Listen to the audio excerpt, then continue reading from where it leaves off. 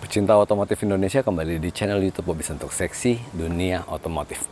Di sebelah gua ada DFSK Seres E1 mobil listrik yang cicilannya cuma 3 jutaan per bulan ya. Ini mobil cocok banget untuk kalian yang suka seliweran di dalam kota karena irit biaya listriknya.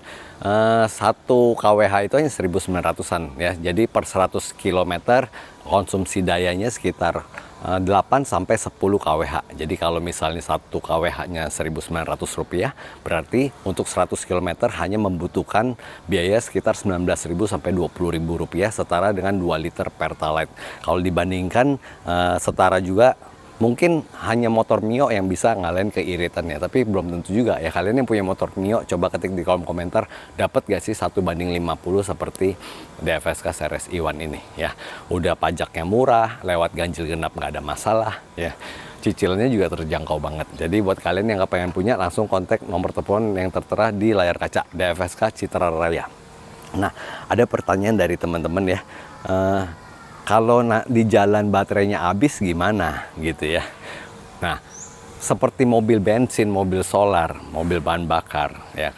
Pastinya kita kalau nyetir juga kita lihat meteran bensin ya. Nah, kalau di mobil listrik ini dia ada meteran sisa dayanya, sisa kilometernya, dan sisa berapa persen listriknya. Seperti di handphone, kita kalau pakai handphone juga kan ada sisanya berapa persen gitu ya, 100%, 80%, sampai 10%. Nah, di mobil ini kalau sudah di bawah 20%, maka dayanya akan dikurangi, kecepatannya, tenaganya akan dikurangi supaya dia bisa ngirit ya. Jadi kalau kita pakai logika, nggak mungkin kita main nyetir aja akan bisa jalan di jalan tol juga. Kalau mobil bensin juga nggak bisa ngapa-ngapain kan, mesti didorong ya. Bisa didorong nggak? Nah, kalau dengan transmisi matic ya ada caranya untuk didorong, jadi mesti dinetralkan terlebih dahulu ya, baru bisa didorong. Tapi tidak dianjurkan untuk mobil transmisi matic untuk didorong karena akan merusak ya. Mobil apapun, listrik atau bahan bakar, nggak disarankan untuk didorong. Nah, mobil DFSK ini untungnya juga disediakan dengan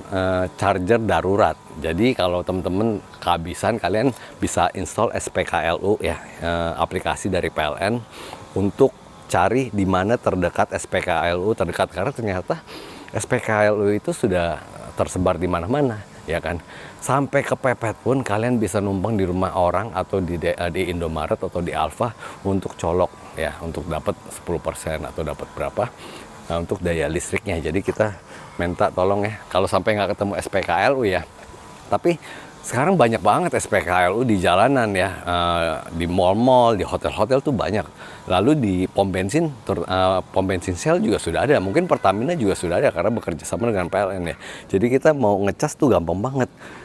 Ngecasnya juga ya mungkin kalau buat mobil ini yang seri ini kan kelas murah ya, agak lama. Tapi kalau mobil listrik yang sudah high class gitu, medium class lah ya, yang 500 juta ke atas, itu sudah ada fast charging. Jadi kalian hanya ngisi 10 menit mungkin sudah dapat berapa persen, 1 jam mungkin sudah full. Sedangkan untuk DFSK Seres E1 ini sekitar 4-5 jam baru full. Tapi ya nggak perlu sampai full lah ya, buat sementara, buat urgent kita bisa isi secukupnya. Oke, menjawab pertanyaan kalian tentang kalau darurat di mana. Kalau kalian ada pertanyaan lain, ketik di kolom komentar, nanti gua akan bikinin topiknya khusus buat kalian yang kepengen tahu tentang mobil listrik ya, terutama DFSK Seres E1. Mobil listrik cicilan 3 jutaan.